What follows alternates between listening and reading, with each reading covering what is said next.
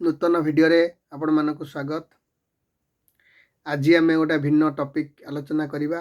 कौन भिन्न आ पूर्वर निजुक्ति विषय रे किसी फ्री स्कीम विषय भी मुझे कहूली। आज गोटे आर्थिक विषय रे आम जो फाइनेंस विषय रे गोटे छोट स्टोरीटे कह भल भाव शुणिबे। ये भिडियो रे फुल देखिए सरीबा पर्यंत जहाँफल आपण किसी गोटे जानीपारे किसी गोटे जहाँ भी आपण मनरे यहाँ पशिब ए जिनसटा केते गुरुत्वपूर्ण स्टोरी मु आरंभ करुच्ची। मन दे शुणु। गोटे बापा माँ तांकर गोटे पुओ बापा रिटायर्ड कर जाइछंती। पुओ गोटे कंपनी रे चाकरी पाइछि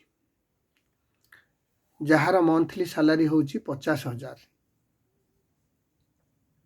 बापा घर कर गाड़ी करिसेंती, फ्रिज करिसेंती, एसी करिसेंती, सब करिसेंती। तांको चाकरी बेले से सब धीरे धीरे कर देइछंती। पुओटे कौन कला जेतो बेले 50,000 दरमा पाउची ना, से कौन कला हठात गोटे कार किनिदेला। कार अच्छी आगुरु घरे किंतु आउ गोटे कार किनिदेला। हठात जो किणी बापा पचारे बापा रे आमर गाड़ी अच्छी तू आउ गोटे गाड़ी कहीं किणिलु ना। बापा से गाड़ी पुराना हो गलानी, कम दामिकिया गाड़ी, मु आउ गोटे अधिक दामिकिया गाड़ी आनी। आम जानतु लोक आम गोटे स्टाटस मेंटेन करुचे, आम पाखे एत अच्छी। बापा हसीदेले कहले बापा यहाँ ठीक नुहे,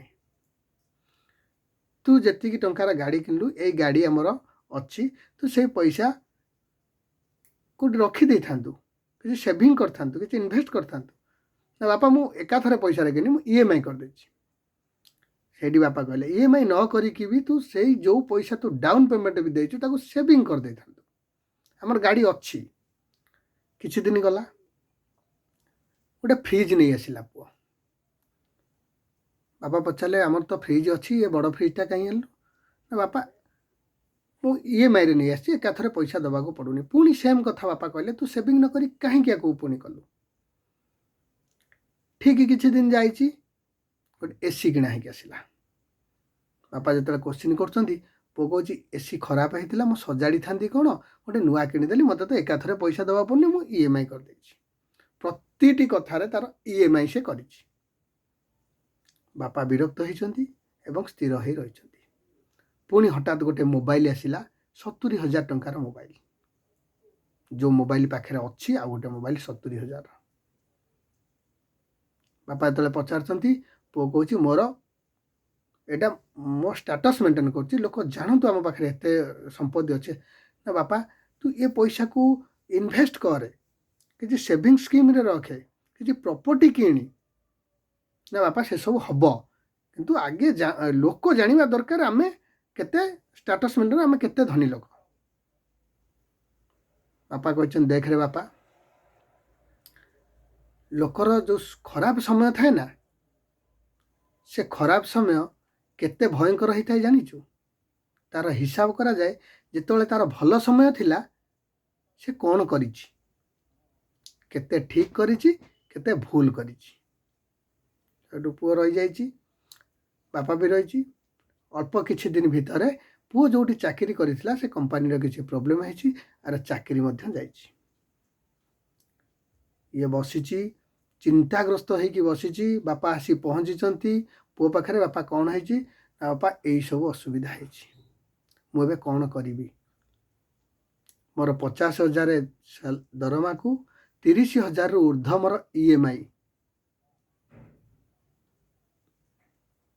मु कौन करी। 30,000 ऊर्ध्व मु ईएमआई केमिति सुझीबी, मोर चाकरी पलैछि। बापा से मन पकई देछंती। बापा तोते बारंबार कही तू ईएमआई करना। तमें ईएमआई जोटा को सहजरे कही दउछ सेटार अर्थ होची कर्ज। आमे टंका कर्ज करिचे, कर्ज करिके ताकू सुझुचे। जतिक टंका आनीचे ता ऊपर आमे सुध दउचे, से हमको पछू टाणी दब, आगू को नबनी। आउ सेटा ही हमर परीक्षा थिला। जो समय रे हमर एबे खराब समय पड़ीगला, ये खराब समय सेतिक भयंकर हबो, आमे भल समय रे केते ଭଲ କରିଛେ କେତେ ଖରାପ କରିଛେ।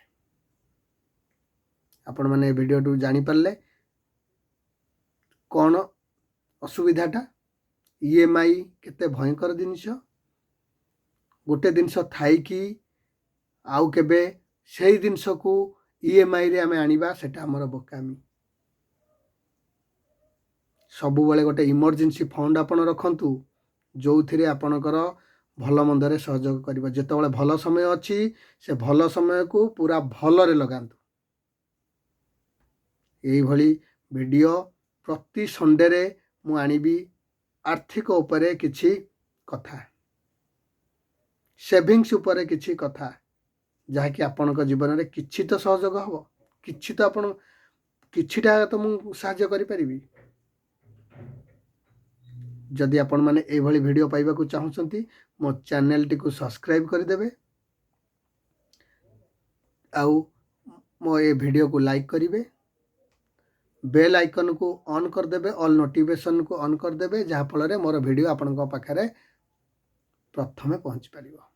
ଧନ୍ୟବାଦ।